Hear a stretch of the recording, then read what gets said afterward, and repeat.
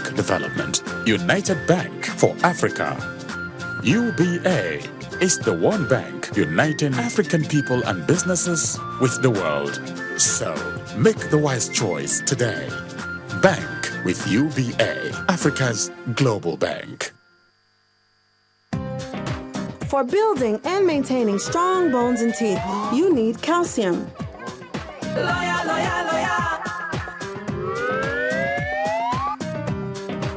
And new Lawyer Premium has 50% more calcium with its new high cal formulation. For building better bones, tougher teeth, and a healthier heart. And as we get older, we need calcium to maintain our bone strength.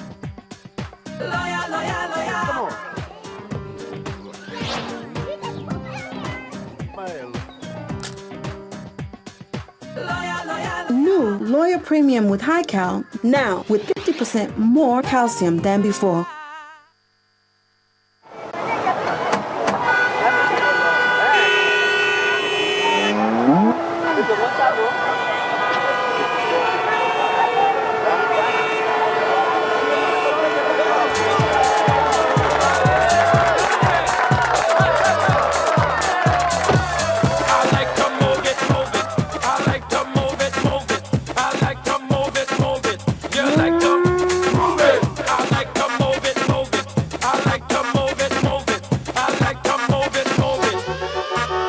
Putting smiles on faces is what we do. Doesn't it feel good to move forward? Stanbic IBTC Bank, moving forward.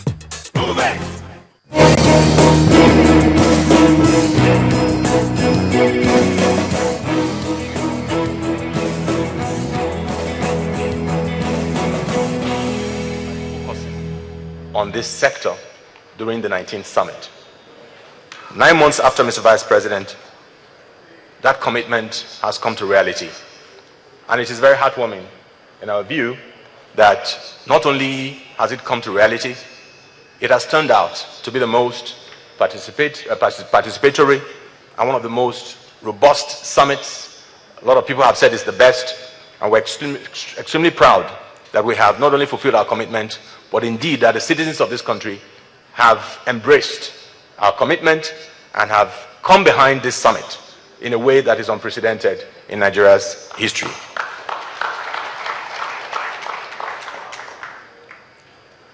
Mr. Vice President,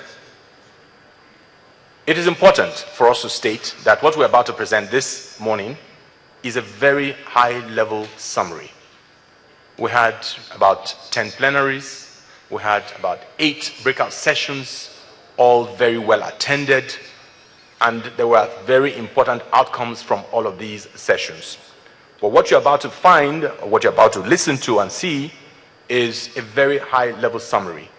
We expect, and we're going to work to ensure that in the coming weeks, where our target is not more than 4 weeks, that we have the full report ready, and we also have a presentation ready for presentation at the Federal Executive Council by the Honorable Minister of National Planning.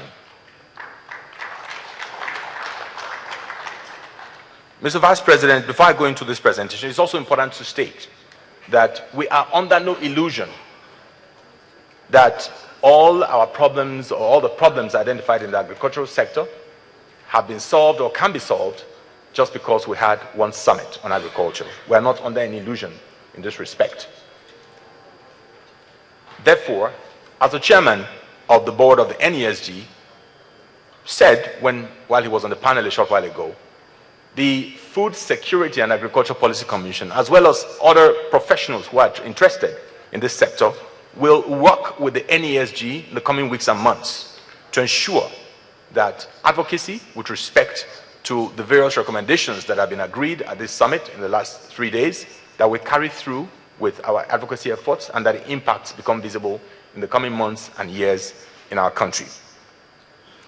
One thing that has emerged in the last 2 days, Mr. Vice President, is that a consensus has emerged on the need to ensure that there is a linkage across all the sectors of our economy that will help the realization of the agricultural transformation agenda.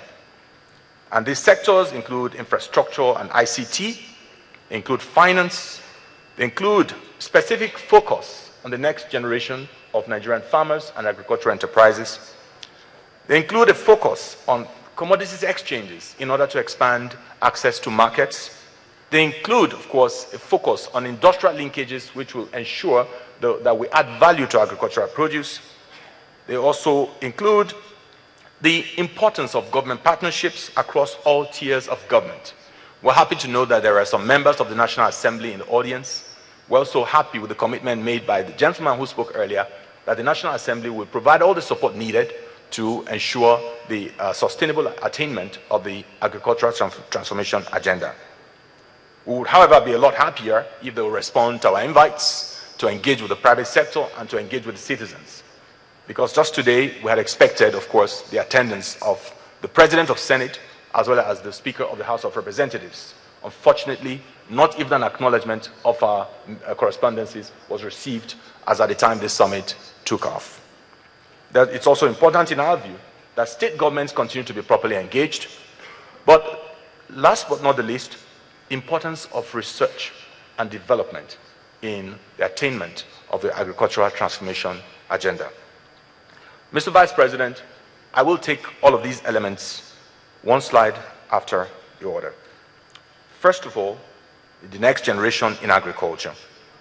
The Minister of Agriculture did make the point a short while ago, and this also came out in various sessions, that the median age for Nigerian farmers is about 60 to 65 years. Several factors account for this.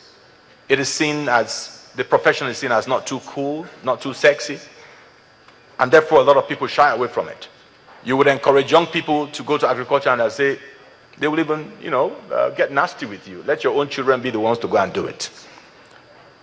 We therefore feel that in order for us to meet our food security challenges, in order for us to meet even our physical security challenges, in order for us to reduce the considerable unemployment that we suffer in our country, in order for us to reduce the considerable expenditure on food import, put at well over $10 billion annually in Nigeria, in order for us to better to channel our resources to the implementation of critical infrastructure needs of this country, we believe that we must consciously focus on policies that will ensure the success of young people who have chosen to make agriculture a career and to really pursue it as a business.